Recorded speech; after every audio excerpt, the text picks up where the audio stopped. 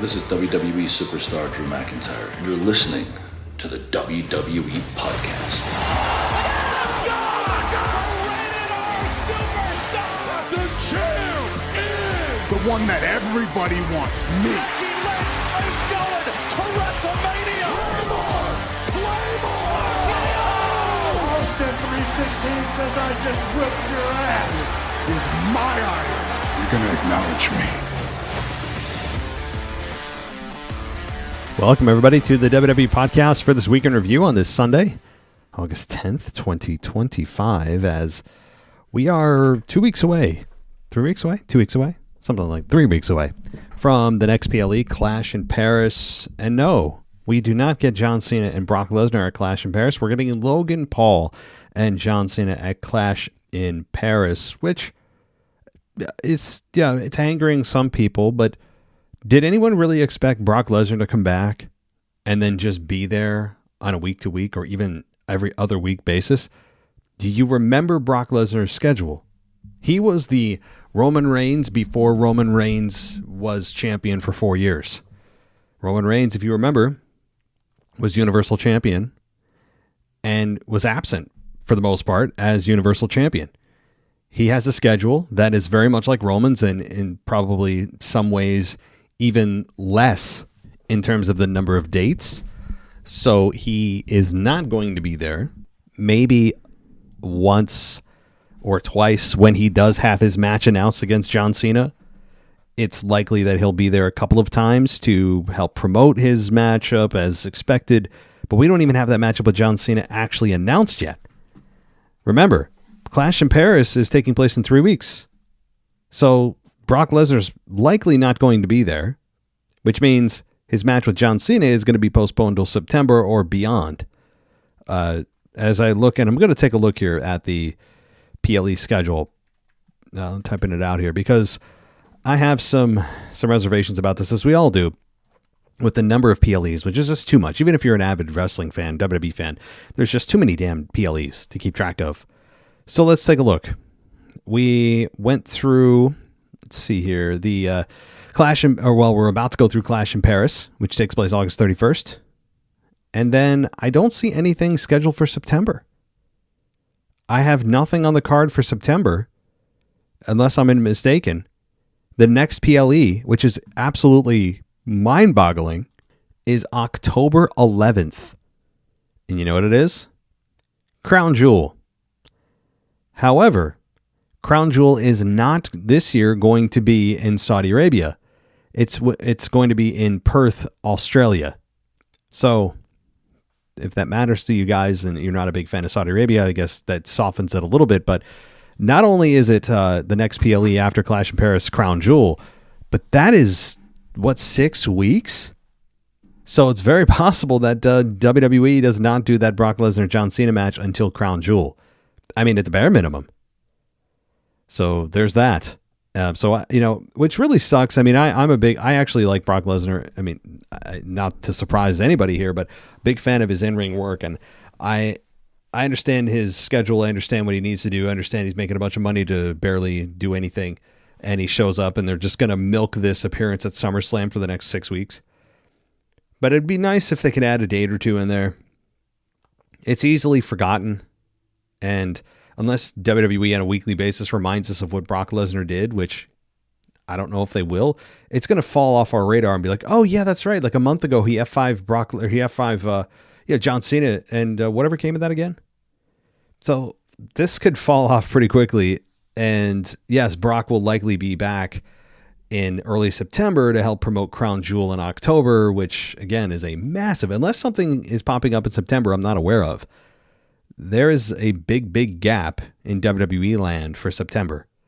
So we'll see what happens there. I don't know if they'll add something or if something's there that I'm not aware of. Very possible there. I'm just checking some other sites to make sure I did not miss something. I don't think I did. I'm taking a look. I don't see anything. So it's going to feel like an eternity.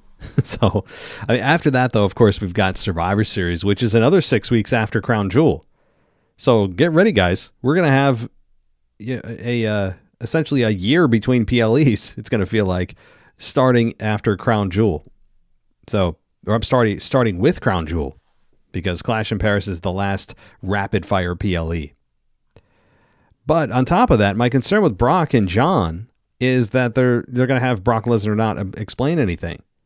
You know, John Cena comes out there this week, and we'll talk a little bit more about that soon, but he essentially just said, if you want some, come get some. Well, it's kind of weird that, well, Brock already did. Like, he did, John, you know? And I'm glad that the babyface character of John Cena is back. I think that is a very smart move by WWE, really the only move they could make without making this a disaster for the last 4 months. But the fact that there's no explanation, John didn't even speculate as to why. It was just a matter of, you've got a John Cena problem. You want some, come get some. It's like, no, Brock did. Brock did at SummerSlam, you know? So my guess is, though, that we don't get a big promo from Brock when he does come back. He might say a word or two, and we're just going to write it off by the announcers as, that's what Brock does. That's just Brock Lesnar. He does what he wants, which is, of course, lazy writing. It's frustrating as a fan. We're not even given the respect to have a reason why Brock Lesnar does what he does. And the idea that he does what he wants to do is the biggest cop-out ever. Brock Lesnar should not be immune to the basic rules of storytelling, which is just explaining why things happen. Doesn't need to be every little thing, but you can't tell me this isn't something that is just, it's beyond basic. That we are, to say we're owed this is a slap in the face. But the fact that we're probably not going to get an explanation should be an even bigger slap in the face. And now I'm getting frustrated, assuming that we're not going to get an explanation, because that's kind of been the Brock Lesnar precedent when he does things. As we know in the past with Cody Rhodes and others, he just does things and we're not given any kind of explanation as to why. Which, again, if they're all about telling stories, that's a pretty crappy story. So, all right, well, guys, welcome to the show. If you want to go ad free, by the way, patreon.com/WWE podcast is where you got to go. All right, let's go with SmackDown. And if you want to check out the SmackDown review, the full review done by someone other than me, great place to go is the show before this one, or I think it's 2 shows before, because I dropped a retro last night. But it's the SmackDown review done by Amanda, who has officially been with us for the past year, and very much appreciate her work and all of her contributions, and just how timely she is. You know, it's hard to find people when you work with them to be able to be reliable. Reliability is very difficult to come by in all walks of life. So I really appreciate, of course, I really enjoy her work, but also just how timely she's been with her reviews and getting them to me. So I wanted to publicly thank her for that. So if you guys want to give her a follow, you can also do that on X. I know she'd appreciate it. Let me get it correct here, because I know that she recently might have modified it a bit. So it's Amanda SD Review. Amanda SD Review on X. Go give her a follow. All right. So John Cena comes out. Crowd loved it, as they should, and as they will for the rest of the 4 months here. And in the ring, he said that WWE feared going to Montreal for many years because company officials feared the fans would hijack the show. Cena said he never feared it because the audience is the show. Back to pandering, but I'll take it over what we saw. The fans chanted Cena's name, and he spoke about the energy in the building and said, quote, "So imagine being somebody back there trying to plan a show around you guys." And he said to imagine being someone inside the ring, because the fans can be scary when they start singing. And then the Olay chants start, which I still don't understand. Happens everywhere except the United States, because if you're from the U.S., I don't know, maybe I'm just not as smart as the average person, but I know it's some sports chant that happens everywhere other than the U.S., because every time I go there, I'm like, what is this? It's just some kind of song, I guess. I don't know. But anyway, Cena says he embraces and enjoys every second of the fans doing their thing. He said, quote, "Because trust me, it doesn't last forever." And the fans were chanting, "Thank you, Cena." And he said he's been coming to Montreal for over 2 decades and had shared many valuable memories in the ring. And he said, "Thank you." Seemed very genuine. Cena seemed to get a little bit emotional there, legitimately, which was nice to see. And he said he had 11 dates left after this show, and he's starting to understand that. He said he gets more and more afraid with each day that goes by. He thanked the fans for that, and he said the fans put up with him, so he wanted to leave with honesty and vulnerability. He said he was afraid that no matter how much he could give the fans during this limited time, that it was going to end up letting them down. And he's also afraid that WWE will move on and the fans will just forget about him. Cena said he's even afraid of Brock Lesnar. Well, again, how are the fans going to forget about it? I don't. There's no way he actually believes that. John Cena is one of, although if you hear Michael Cole, he is definitively the greatest, but that's an insanely subjective statement. So he is, I think, inarguably one of the greatest of all time. I mean, he defined a generation. His longevity, impact, mic skills, crossover audience appeal, his connection with the younger fans and the women really, I think, defined his initial 10 years. The back and forth chants, the rivalries he's had with Edge and others, which please be Edge. I really want Edge as his final opponent. If you didn't already pick that up. I've been a big proponent of Adam Copeland somehow being able to be ready for December if he can somehow manage it from a contract and physical perspective. I doubt it, but in my mind, that's how it ends. But his other rivalries too. John Cena against, even Big Show was a defining moment at WrestleMania 20 when he won the U.S. title. Brock Lesnar, of course, throughout the years. I mean, it's incredible. And the fact that he actually thinks, if he actually does that, I mean, I don't know where that's coming from. No one's going to forget who John Cena is. I mean, hell, people still remember wrestlers that shouldn't be remembered. I mean, there are men and women that have come and gone through the years and that have no business being remembered by fans for various reasons, that have much less of a resume than John Cena does. And I have no doubt that the fans are not going to forget him. Not a chance. But he also said that he's not going down without a fight. And he told Cena told Lesnar to come get some, and that anyone who chooses to face him should know that he's going to go down guns blazing. And he looked to the stage and said, if you want some, and the fans filled in and said, come get some. Classic John Cena promo here. Just classic babyface. It's what we wanted, and I'm not complaining. There's no complaints here for me whatsoever.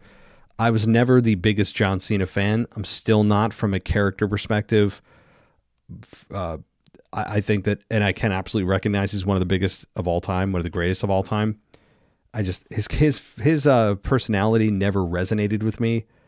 I never, as an older fan that went through the Attitude Era, went through the Ruthless Aggression Era, I grew up with middle fingers and beer and blood. And then again, John Cena was the face of the TV PG era that shifted the product to a much more family-friendly, soft version of wrestling. And then you have the John Cena going from, thugonomics to, just being a very much kind of wholesome babyface. It was a very much a modern version of Hulk Hogan that I think turned off a lot of the male audience. And when you hear the crowd throughout the first 10 years of his career, many of the people cheering for him were women and children. And the older crowd, particularly the males, were the ones rejecting him because it was such a change in the vibe, the culture of pro wrestling when they changed from the TV 14 to TV PG. And I think that's a part of the reason. But so Logan Paul comes out and he said that this version of John Cena was making him sick, and the fans were censored. They were chanting "F you, Logan." And Cena told him that he may just have made the biggest mistake of his life. And Paul said he's been real since day one. He recalled Cena saying that Paul does WWE better than any professional wrestler. And Cena recalled saying it and added that Paul is the biggest dumbass that he's ever seen in his life. and Paul called Cena a liar and said the bosses tell Cena what to say. And I don't need to hear that, Paul. Logan, I mean, whatever. But he said that he'd love a match with John Cena, who told him to be careful what he wishes for.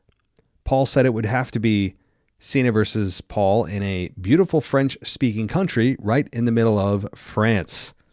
Of course, playing on the Montreal crowd, thinking he's talking about them.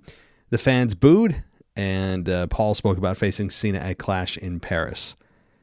So that's when Drew McIntyre comes in the ring, hits Cena from behind. Paul and McIntyre put the boots to Cena, and then Cody Rhodes, the White Knight, comes out and helps Cena clear the ring, and said he accepted the match with Paul for Clash in Paris, and said it seemed like Paul and McIntyre wanted to fight, and there's your tag team match for the night. So, kind of cool. I mean, it's cool to see John Cena in action where he's not on a PLE, because that's kind of where you expect him to be in a match at this point, or just PLEs only. But it's nice to see him on a SmackDown competing, because we're not going to have too many of those left. What do we have, 11 dates left? It's nothing. It's nothing. If you crammed them all together, that's essentially like, what, a week and a half? If he appeared every day for the next week and a half, then that's it. So then we have the Motor City Machine Guns being interviewed backstage. Shelley had his ribs taped and noted that Saban's shoulder was taped under his jacket. Chris Sabin said that they didn't get the job done at SummerSlam, and their road back to the top would start right now. And that's when, let's see here, we got the Motor City Machine Guns taking on Chris Sabin and Tala Tonga and JC Mateo. This match ended up going 7 minutes. Was it 7 minutes? Yeah, 7 minutes and 40 seconds, with Tala Tonga and JC Mateo beating the Motor City Machine Guns. So those that didn't see the match, and there was actually somebody that messaged me and wanted to know exactly how that happened. Here's the finish. We had Shelley and Sabin set up for their finish, but Tala hit Shelley with a big boot, kicked him off the top rope, and Tala Tonga chokeslammed him and got the pin. I liked it because it was a clean victory. I understand there was a distraction by Loa, but it's a tag team match. This made sense. Tala Tonga is the big dude. They're trying to get him over. You don't want the big tall guy who's the muscle of the group having to win by some kind of underhanded method. You can have heels win clean. That is a thing that I think wrestling generally as an industry forgets sometimes. You know, you can have the bad guy be the better guy. That is possible. Not every time, obviously, but it's something that it's a finish that people forget. It's like, no, well, the babyface, if it's ever straight up, just because they're a good guy, they should always win. No, I don't believe in that. Just as fundamentally, I think that's wrong. There are a lot of people in this world, if you want to have art imitate life, that are simply smarter than people that are better, more well-intended. You ever heard of the phrase evil genius? That's a thing. Now, there's a lot of people that are evil that are stupid, but being brilliant and evil, it's a dangerous combination, but those people exist. And a lot of times they overcome and outperform those of you who are, I guess, not as intelligent, but more well-intended, a better person. It unfortunately happens. So I think in wrestling, that should happen once in a while. All right. So then we had Solo Sikoa stand in the ring and told the fan base to take a look because, quote, this is what greatness looks like. Okay, talk about that's about as bland of a line as it gets. But Solo said Tala and Mateo are soon to be tag team champions and that he was in his gear and feeling good, but there's no one to fight him. And he said that he and the MFTs were going to leave and go celebrate. And that's when Nick Aldis says, not so fast. And that since Solo seemed he's ready for a fight, he's got a special guest ready for a fight. And it was somebody that Solo knew well and someone who Montreal knows very well. Cue Sami Zayn. And the crowd loved this. Obviously, the fans chanted and sang along the Olé song. And Solo covered his ears, and the fans sang the Sami Zayn song in European style, and Sami Zayn got the better at the beginning of the match. This match did go 10.5 minutes, with Sami Zayn beating Solo Sikoa. And the finish was Solo going for the Samoan spike, but Zayn ducked it and rolled up Solo for the 3 count. Now, Solo did lose here, and he lost clean. But he's protected by the roll-up because the roll-up has typically been defined as kind of a, not underhanded move, but kind of you're catching your opponent by surprise. That's how it's been branded. That's how you protect the person that loses with a roll-up, because the implication is that you caught your opponent off guard. It wasn't like you knocked him out clean and you got the satisfying victory. So they protected Solo a little bit here, but it was nice to see Sami Zayn. And there's some people, Sami Zayn's gotten a lot of attention online lately of they should turn him heel. He needs a character change. I don't think he does. I actually don't want to see Sami Zayn heel. If they're going to tell the story of Sami Zayn, the ultimate underdog from the underground, and they could really build this, and maybe, as I've said, maybe have Kevin Owens at some point be able to physically come out and help celebrate with Sami. I mean, ideally, he'd help him ward off any numbers game issues with the heel group if he's trying to win the World Championship or Undisputed Championship by the time WrestleMania rolls around. Ideally, Kevin Owens would be able to be healed enough to maybe deliver a stunner or do something minor physical to help Sami. But if that's not possible, then I would imagine if Sami is the guy that you're leaning towards for WrestleMania and the Royal Rumble, which there are people that believe that, you could have Kevin Owens at least come out and walk out and just help celebrate with Sami at WrestleMania if Kevin's not ready. But again, I don't want Sami to turn heel. There's a lot of people wanting this to happen. I don't think there's a need for it yet. Sami has been heel in the past. We've seen it. It's been quite a while. Really since just before he joined the OG bloodline, when that beautiful chemistry between Roman Reigns and Sami Zayn started to bud. Right before that point, he was a heel. And now he's, one of the biggest baby faces the company has. His music is really good and continues to be just perfect babyface music. He's very good in the ring. He's, on the mic, he's very relatable, easy to listen to. Do I agree with his personal views outside the ring? Almost none of them. Almost none. But, putting that aside and just looking at the wrestler and the character he puts on TV, he's got all of the things that Jey Uso had, but that extra intangible that Jey was missing, whatever that is, that feeling of really being a champion. So we'll see if they play that out all the way till Royal Rumble and beyond. But if Royal Rumble was tomorrow, I would say Sami Zayn is a favorite to win. So we then had hour 2. We did have the tag team champions, the women's tag team champions. We'll talk about more of this in a minute, but they were backstage in the hallway, and Flair said she knew it was Bliss's birthday on Saturday and corrected herself and said she didn't know and saw it on a company calendar. And Flair said she wanted to do something for Bliss's birthday. So yeah, we'll talk about that in a little bit. But the Wyatt 6 video aired, which was nice to see. We had Uncle Howdy, Dexter Lumis, Joe Gacy, Eric Rowan, and Nikki Cross, who all took turns and talking. Not a lot, but that was at least something. And they had footage air from Lumis and Gacy retaining the tag titles at a TLC match in SummerSlam. Rowan said the Wyatt story's only just begun. That's not encouraging. Based on what I've seen, their story has been non-existent. I believe you. The story's only begun because you've told us nothing. The creative team has told us nothing. So I hope. I agree. Yeah. You've been just beginning the story for a year now. So please tell us more. I'm waiting. We all are, for just some kind of substance beyond, hey, we loved Bray. So did you. Cheer for us. That's essentially what the idea was. Yes, of course, Bray Wyatt's brother. There is that big connection there with Uncle Howdy, Bo Dallas. Fine. But we've got nothing. We've got nothing, and I think that's been the concern since this group started and murdered Chad Gable backstage, if you don't remember that. All right.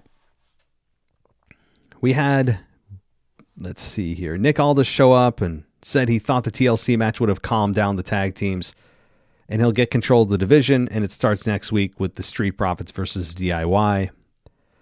So, yes, Nick, there's nothing quite like the very tried and true method of calming people down by putting them in tables, ladders, and chairs matches. I don't know how that didn't work. It boggles the mind. But Charlotte Flair and Alexa then come out, and the ring was with balloons in it and a cake and a gift box. By the way, when you saw the cake, you knew someone's face is going in it, and by God, somebody did. Flair and Bliss then fell at the same time as their championship celebration and said she could have made it all about herself, Charlotte did, but decided to share the spotlight. Bliss saw the cake that had said, "Congratulations, Charlotte Flair," in big letters with Alexa in small letters and a P.S. Happy birthday. Flair opened the gift and gave Bliss a new Lily doll with a "We're Not Friends" t-shirt. And Flair said that Lily also needed a tag team partner and introduced a Charlie doll, which I can't believe the fans chanted Charlie. It's kind of amazing. And then Flair gave Bliss permission to hug her. And yeah, she said, "You may hug the queen." And a reluctant Bliss was about to, but they were interrupted by Chelsea Green. Now, before we get to that, with Chelsea Green interrupting with Piper Niven and Alba Fire, this was not good. Generally. Now, the saving grace from this for me was Flair giving Bliss permission to hug her. It's kind of endearing, a little bit egotistical, fits Charlotte's personality, but also it's something that you believe that Alexa has wanted to do, but has been hesitant because, of who Charlotte Flair is. So that was like that line was fine. But the rest of it was just, it was kind of hard to watch. And I've been a big advocate and believer that Charlotte has been getting more support from the fans by not talking and not being obnoxious on the mic. And this week was just, it didn't help, I don't think. Alexa Bliss, I mean, they keep calling her Lexi. Obviously, that's her real name. And it's close enough to Alexa that they just, I guess, were like, well, close enough. Lexi, Alexa, what's the difference? So fine. I mean, they want to call her Lexi. I actually like Lexi better, but I mean, they're calling her that anyway. I thought the segment, though, was kind of a flop. You got a birthday cake. You've got Alexa hesitant to open a gift. No, don't do that. No, I don't have to. Like, it was very much kind of just kind of cheap, low-grade comedy skits. I didn't enjoy this at all. I don't think it helped either woman. And you could hear the crowd kind of groan at certain points. And it was uncomfortable at certain points. It just wasn't working. And not everything's going to work. So, I mean, I'm not going to sit here and go over it for 20 minutes. It was very much a Vince McMahon-esque comedy skit. It's almost as if they called up Vince and they were like, hey, buddy, how you doing? Listen, we want to throw you a bone. I know it's been a while. You're dying to get back into this and start doing creative again. So what we're going to do, out of just tribute to you, we're going to give you one segment that you can script this week. Just one. And, no longer than 5 minutes, 10 minutes or so. And we'll implement it into the show. And Vince is, sitting there going, all right, let's come up with some creative. I think I've got it. And this is very much a Vince McMahon-esque comedy creative skit. It felt very much like the brand of comedy he would have put out there when he was running creative. So that's the best way I could put it. Now, I know I'm hammering Vince here. I still, believe it or not, I still really do love Vince McMahon for his contributions. He may have his demons. We all do. I don't think that, just like Brock, just like really anyone involved in that whole deal, should be, their professional contributions should be completely erased. There should be consequences if there was some wrongdoing, yes. But to say that I respect Vince McMahon, the promoter, I don't think should be controversial. This isn't me saying, Chris Benoit was a great guy. Okay. That's a little far. Of course, I don't think anyone would say that. This is just me separating Vince McMahon, the promoter, from Vince McMahon, the man that clearly had issues and should be punished for whatever crimes he committed and whatever wrongdoing he's proven guilty of. He should.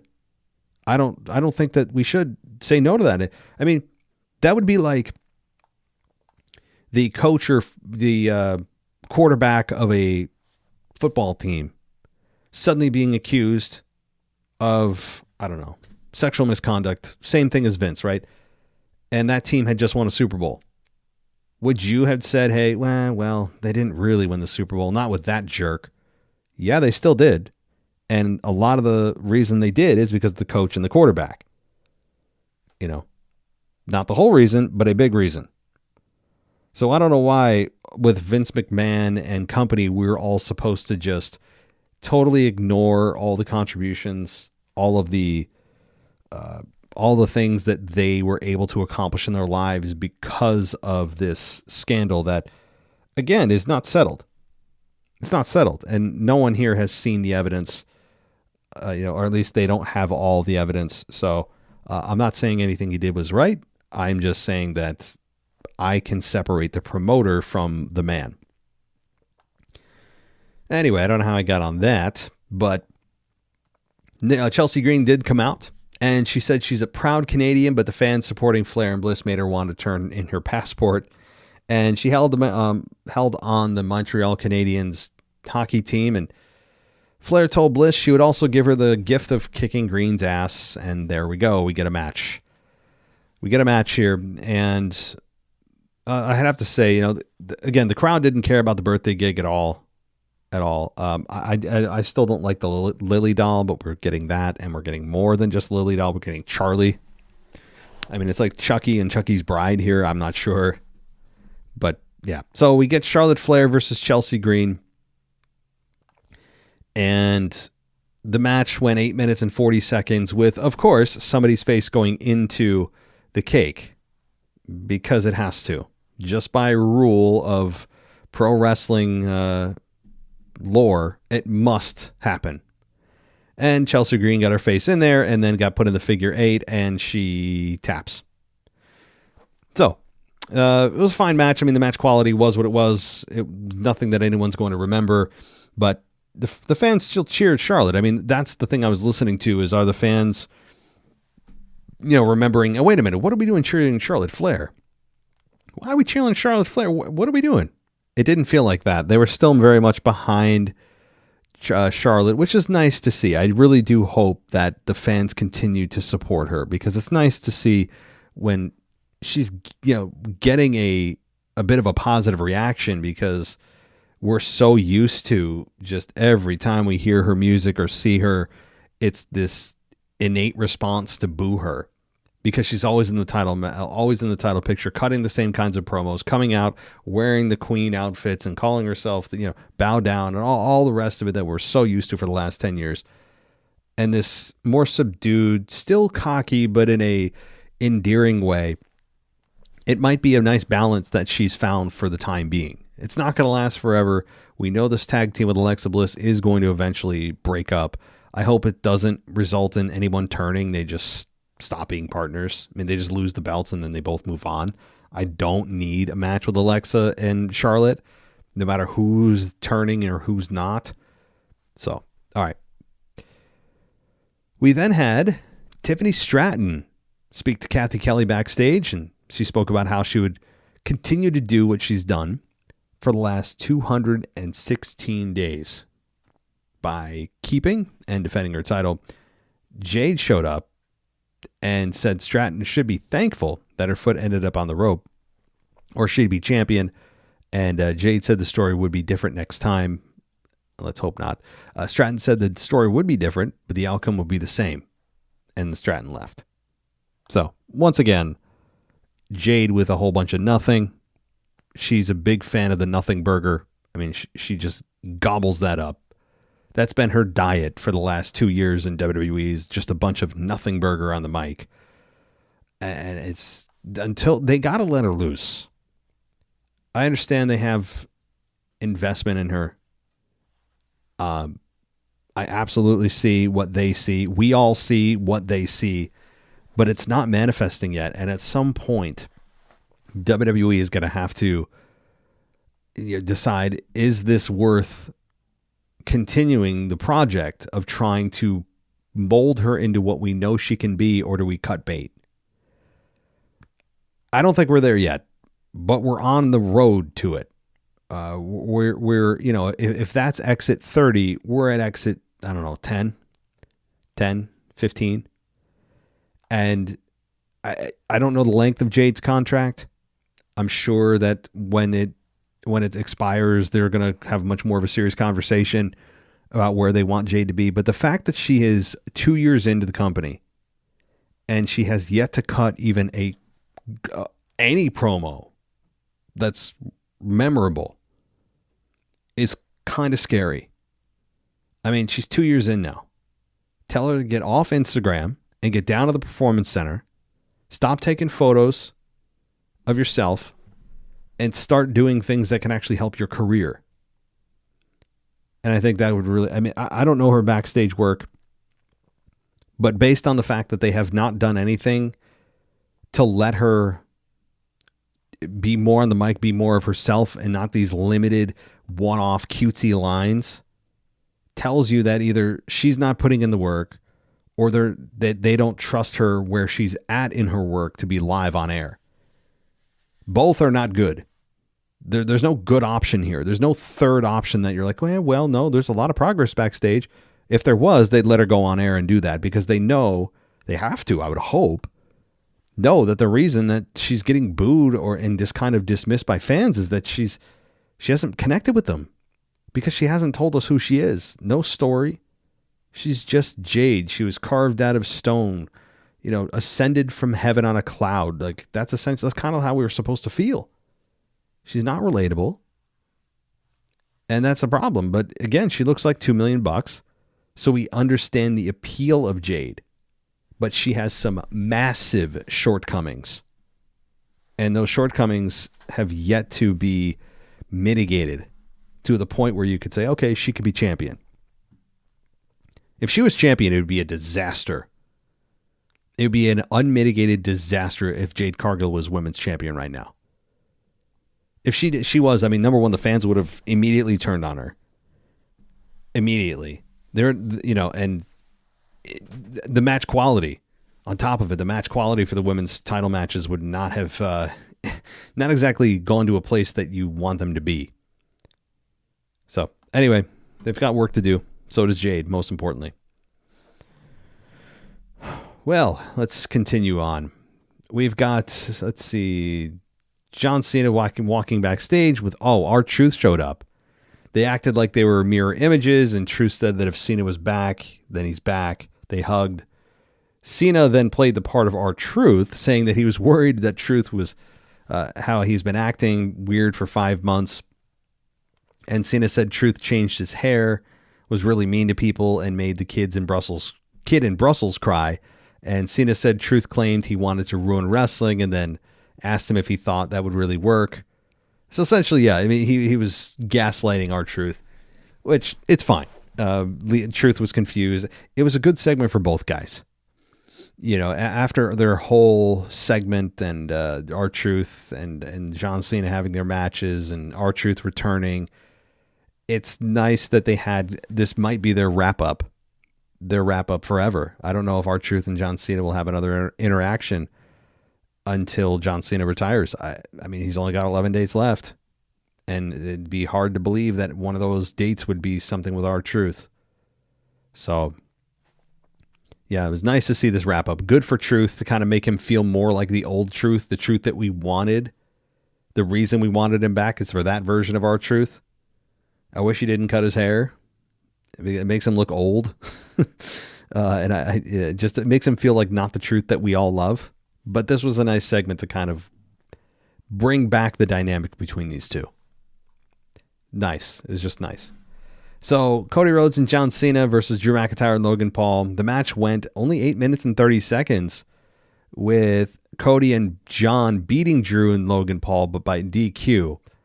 And that's because McIntyre set up for a Claymore, but Cody cut him off with a super kick. Cody sent McIntyre to the ringside, and then Paul low blowed John Cena. That caused the referee to call for the bell. And then after the match, Cena sold the low blow, and Cody roughed up McIntyre at ringside and then cleared the broadcast table. McIntyre hit Cody with the championship and then stared at the title belt while the ref tried to talk him down. And McIntyre gave Cody a claymore that sent Cody crashing through the front of the broadcast table. And that was it. So this was, again, a non-finish. It was about setting up McIntyre and Cody, which is long overdue. McIntyre has been in a place that he has no business being in the mid upper card. This dude belongs in the main event. And I think that's where we're going to get him. Is there any chance McIntyre wins the championship? Probably not. Probably not. I mean, Cody just won it back. He just won it back from John Cena. I doubt they're going to do anything with it from here until Cody goes to Mania. And even then, who knows? This next run for Cody is kind of fascinating, though, because this is Cody's now a 2-time champion. How long do they give Cody the belt, and what's the plan? I don't know. If this was later in the year or early next year or Mania and Drew was just coming up and finally facing Cody, I'd say, yeah, let's go. There's a good chance. You and I both know there is very little chance that when someone just wins a championship on the PLE before, that when they first defend it on the next PLE, that they're going to lose it. Especially somebody like Cody Rhodes, that WWE management holds near and dear to their hearts. Very unlikely. But at least, if you're looking for a silver lining, Drew is in the place that he should be and deserves to be. So that's positive. And the Claymore, by the way, through the announce table, I don't know if I've ever seen that on that part of the announce table. So that was kind of cool.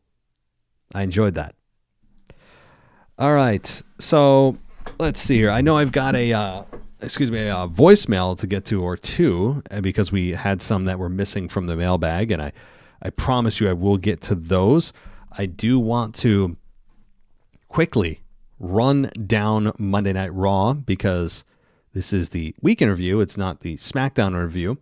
So in staying true to the name of the show, I do want to get to Raw very, very briefly, not in any kind of detail, just kind of a high-level overview of the show. We did have Seth come out, remember when he opened the show, and he was gloating and saying this is his vision, and Heyman said he's not just the greatest of all time, he's the humble oracle. Funny. I love when Heyman calls himself humble. It's a great word for Paul Heyman. And let's see. We then had Rollins say this is his plan B was top secret, and he only told 2 people in the world, his wife and Heyman. Again, he said this is his vision. And that's when LA Knight came out and had a decent promo, ended up challenging Seth Rollins, who was forced to take the match because of Adam Pearce. So we get, at the end of the show, a LA Knight and Seth Rollins championship match. Now, the next match, though, was Sheamus and Rusev.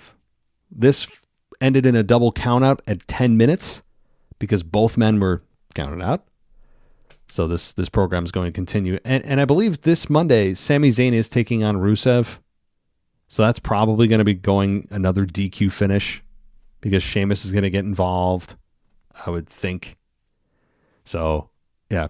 So Sheamus and Rusev fight to a double countout. We then had Penta versus Grayson Waller, where Penta beats Grayson Waller in 8 minutes and 20 seconds. We were reminded of Brock Lesnar, as expected. We had Charlotte Flair and Alexa Bliss take on Roxanne Perez and Raquel Rodriguez for the women's tag titles.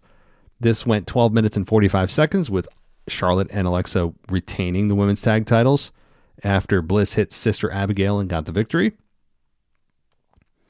We had the Intercontinental Champion Dominic Mysterio take on Dragon Lee in a non-title match where Dom was victorious over Dragon Lee.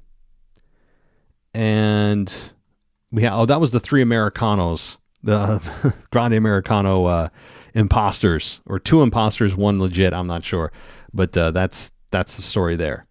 That's how Dom was able to win. And Sammy talked about Karrion Kross, which I know Karrion Kross is getting a lot of attention today because he was him and Scarlett were put on the alumni section of WWE's website, and people are speculating, is this a work? Is it not? I don't know. I would think they're going to keep Karrion Kross, but they could make this a story. So we shall see. We shall see what they do with Karrion Kross. We then had Nikki Bella and Becky Lynch, that whole segment that had some pretty good zingers in it for both women, with Becky Lynch dropping the mic basically on the fact that, her and John Cena are no longer an item. And, that was a good segment. They're both hammering each other on personal issues. And Nikki actually somewhat held to her own. I still don't like Nikki in any facet at all. I hammered her pretty good on Raw on the review show. But it was much more entertaining than her and Lyra, I have to say. I don't want to see Lyra and Lynch until I say otherwise. And the fans too. I think we are all beyond Lyra, Valkyria, and Becky Lynch. So Nikki and Lynch were a nice fresh combo here. We then had, Seth Rollins and LA Knight. That was the next matchup for the world title.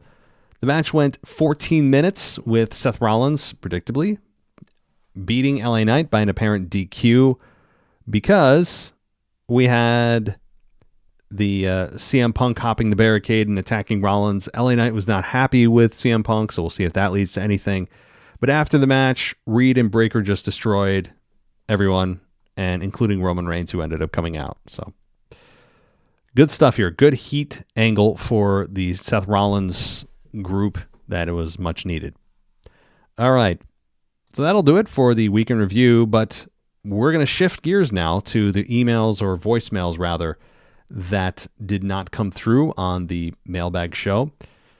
There is, let's see here. There is one email, short one. So I'll answer the question and then we'll go right to I think I have 2 voicemails. So this is from Dennis. Dennis says, I was just watching AEW Dynamite when I heard the announcer Excalibur say that the pay-per-view in November is going to be hosted by The Rock. I had to rewind and listen a few times. I thought I was hearing things. Apparently this is true. What are your thoughts, if you have any? So that I have not heard of. That The Rock, so wait a minute. You're saying The Rock is going to host an AEW storyline or an AEW pay-per-view? How is that possible? I mean, The Rock is on the board of directors.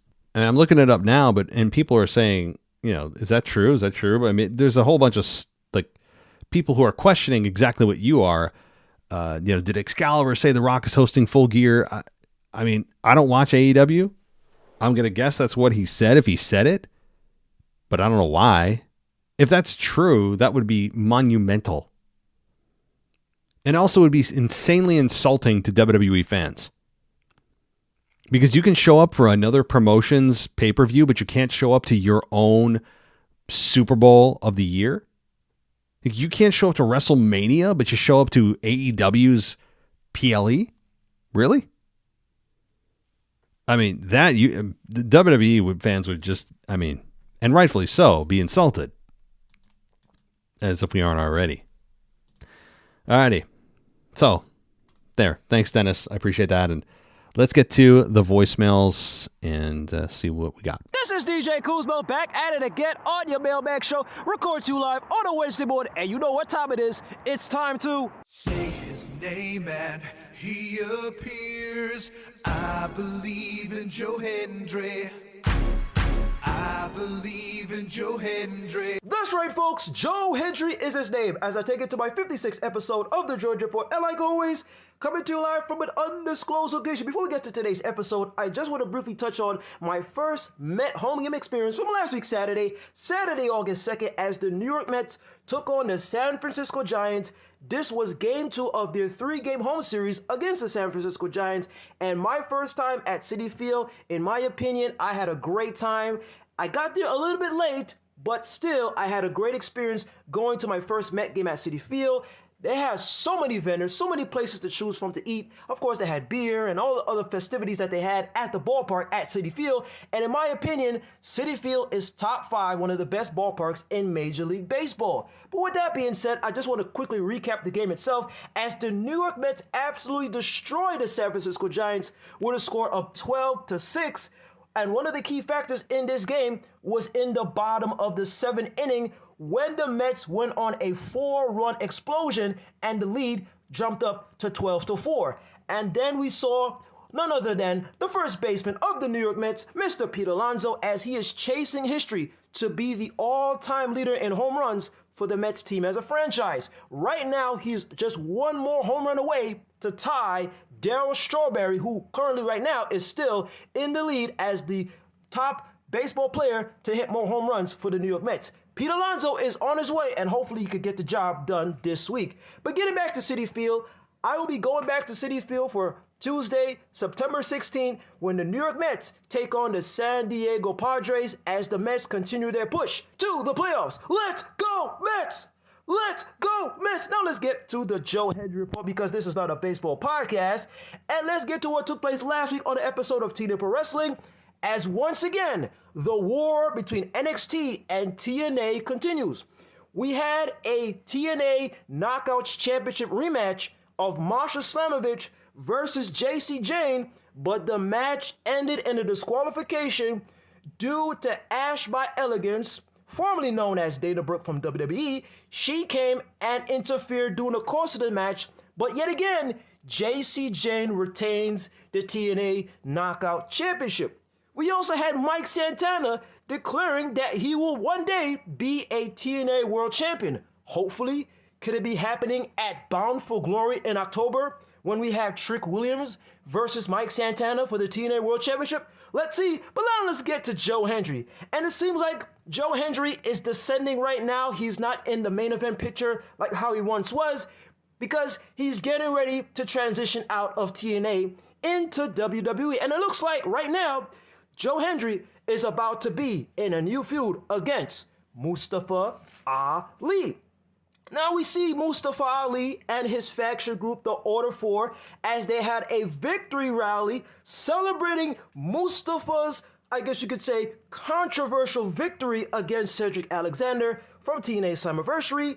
Mustafa states that TNA is in disarray and he blames the outsiders. He blames those that have come from NXT and have won championships, like Trick Williams, like JC Jane. And then all of a sudden, as Mustafa Ali mentions names like Mike Santana, then he mentions the system, he then said his name, the one, the only Joe Hendry. And of course, he appeared. Joe Hendry appeared, and then Joe Hendry goes on to poke fun at Mustafa Ali's Secret Service, one of the members, Mr. John Schuyler. I don't want to get into the details of that, but it was pretty hilarious. But now, the main focus right now is that we're going to have a match between Joe Hendry and Mustafa Ali, not for the previous episode of TNA Pro Wrestling, but it'll be happening on the next episode of TNA Pro Wrestling. Will Joe Hendry get the victory to kind of rebound from these 2 consecutive losses, or will Mustafa Ali get the victory? Let's see what happens on the next episode of TNA Pro Wrestling. But most importantly, like I mentioned before, this is the transitional period. Joe Hendry is in his contract year, and most likely he is getting ready to make the move to WWE. My speculation is that he is going to be joining WWE next year when he makes another debut at the Royal Rumble. And then after that, I would say that he's going to be in WWE full-time. But all these and more, check me out on the next episode of the Joe Hendry Report. And always remember to say his name. And he appeared last night on NXT. Joe Hendry made a very random appearance in a very odd, very peculiar place, as this took place in a backstage segment which kind of looked like a kitchen setting. We see Ren Sinclair and Charles Dempsey of the No Quarter Catch crew. Which is a quick sidebar. Charles Dempsey is the son of Sir Lord William Regal, one of the greatest technical wrestlers of all time.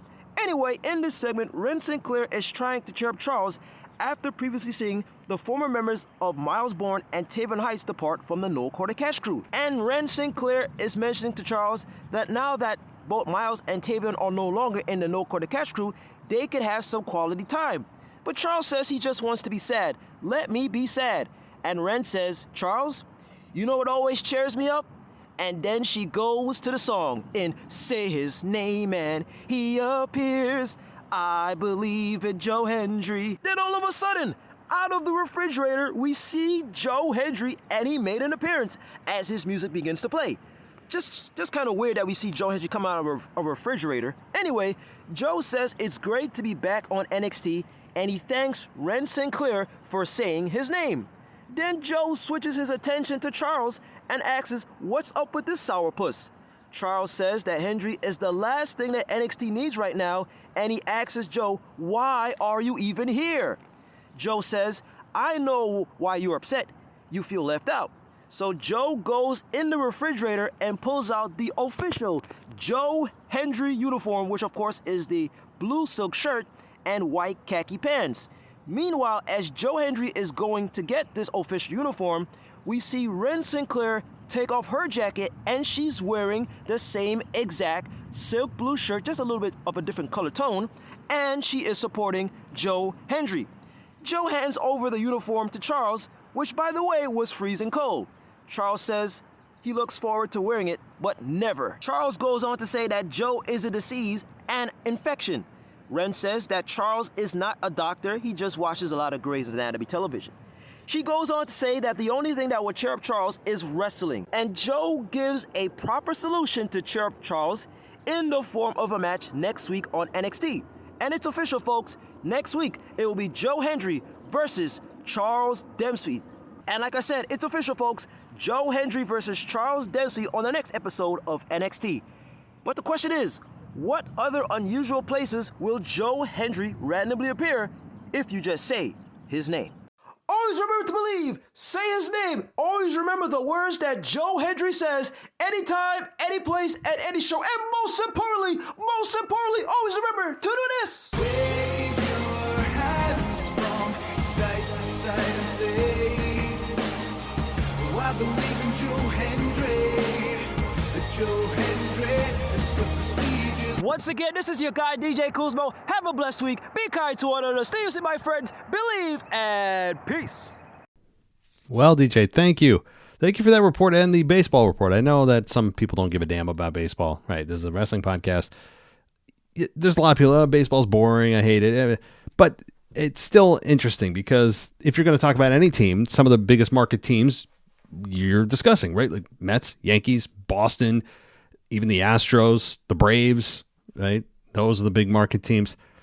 And the Mets, but hey, I would say that they aren't much better right now than the Yankees. I would say that the Yankees are falling and falling quickly.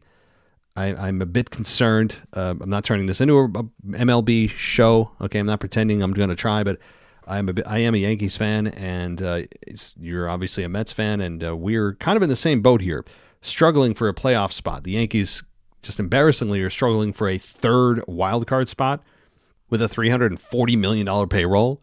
We're struggling for a third wild card spot, and we may not even make that. The way we're playing, it's horrible. I mean, it's from just, especially from a defensive perspective, a pitching perspective. Our closer implodes every time he gets out there with Williams. I mean, you guys are not in much better shape outside of Soto, who is not exactly having the year he had last year, but still contributing from an offensive perspective. You don't have a whole lot of offense going. Your pitching is not great. I know your bullpen has fumbled at times too. So you guys are 3-4 games behind the Phillies? We are 6 or 7 games behind Toronto in the East. If we get a wild card, I'll be thrilled. So yeah, not a great stretch of the last 2 months for New York baseball teams. I'll tell you that.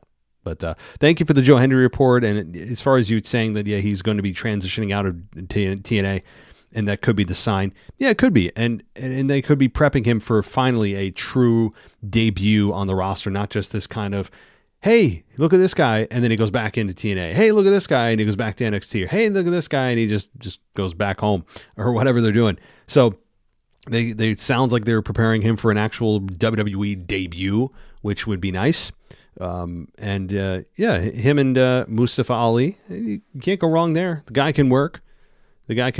So good stuff, and enjoy yourself. You said you're going to a Mets game? I think that's what you said, but of course that's Wednesday. So thank you, DJ. And one more voicemail, guys. Let's see who it is. Hey, it's the Waz from the Indianapolis area. Hey, I just wanted to call because I listened to your Raw review, and you mentioned something about Seth and his group not having a name.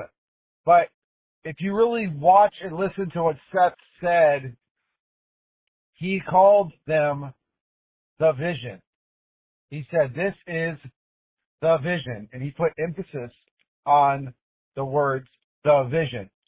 So I'm thinking they're going to be calling that group the Vision going forward. I just thought I'd throw it out there. It's crazy that SummerSlam was better than WrestleMania. Each night had its great moments. Shocked about Brock Lesnar coming back. Hopefully that goes well. I do want to see him and Cena one more time. And actually, I'd like to see several people go against Cena one more time. But I guess we'll just have to see how that plays out. This was out. Hey, Waz. Hope you're doing well. Good catch. Good catch. I did not hear that. All right. I'm sorry. I did hear it. You're more perceptive than I am with that because I guess I've just been so numb to hearing Seth talk about being a visionary or a revolutionary, whatever the hell all that means, right? He's just been saying it. He's just been saying it with no meaning behind it. It's just like a catchphrase with no teeth. So anytime he says the word vision or any variation of the word vision, visionary, I tune it out. That's probably why I didn't grasp what he was trying to say, but you're probably right. It probably is going to be called a Vision. I have no problem with that at all. Cool name. The Vision. Great. I appreciate that there's actually a name. What would be cool too is if they have an actual like entrance music together, kind of like Evolution did. Where they had their individual entrances, Batista, Triple H, Ric Flair, and Randy Orton obviously had their own entrances, but when they were together, they kind of morphed together. The Zords came together to become like the Megazord, to put a Power Rangers reference in there. Sadly, I don't know if sadly is the word, but just the fact of life, I'm trying not to get back into Fortnite, and they just had a damn Power Rangers chapter. So I'm trying not to spend any money doing that. And you'd be like, what are you doing? You're playing video games. You're playing Fortnite at 40 years old. Hey, my generation, the millennial generation, especially us elder millennials, we are being just completely abused and sucked for every dollar we have. We are being squeezed for every dollar we have because the artists, the previous TV shows that we used to watch that are being remade by Disney or whatever, and with Fortnite bringing back Power Rangers, and how many of the groups of the music groups of the 90s are making comebacks, or One Last Tour, Blink-182, the Backstreet Boys. I mean, all the groups that were massive during when I was growing up are now making their rounds. And our generation has a sickness for nostalgia, and they know that. The industry knows that. The world knows that. So those groups and shows that were successful during that time are capitalizing on it, and we are all just dumping our money into it because we have a cancerous sickness for nostalgia, and it's unhealthy. So anyway, I don't know how the hell I got to that, but I went from Evolution here. You want to see the roadmap of my brain? I think I can track it this time. I went from the Waz talking about the Seth Rollins comment on Raw, calling his group the Vision, to me equating that to Evolution, to them having their own entrance music, but when they come together, they have their like a singular entrance when they're all together. But then I went back to Megazord, and I went back to the 90s. See how far back that's a scary insight to how I think. So, for the first time I gave you insight, whether you wanted it or not, you got it. But Waz, thank you. You're probably right. I hope all is well over there in the Indianapolis area, staying cool as we transition soon out of summer into fall, into football, into, for wrestling fans, soon enough, it'll be Survivor Series season. Not there yet, though. Not there yet. I don't want to wish anything away. So that'll do it. I appreciate it, everybody, for the calls, the email, and we'll do it again on Friday. But if you want to go ad-free, patreon.com/WWE podcast is a great place to go. You can also go ad-free on Apple Podcasts and click the subscribe button. Both offer a 7-day free trial if you want to try it before you commit to anything. We also have a 1-year discount if you want to go for a full year. You get a couple months for free over on Apple. Alrighty. Thanks, everybody. I'll be back. The hell. Tomorrow? No, tomorrow I'll probably throw in a nostalgia out there, but I will be back on Tuesday for your Raw review. Take care. Thanks for listening to the WWE Podcast. Don't forget to subscribe on your favorite podcast app so you don't miss a show, or head to WWEpodcast.com. And for all of these shows ad-free, head over to patreon.com/WWE Podcast. Until then, we'll see you next time.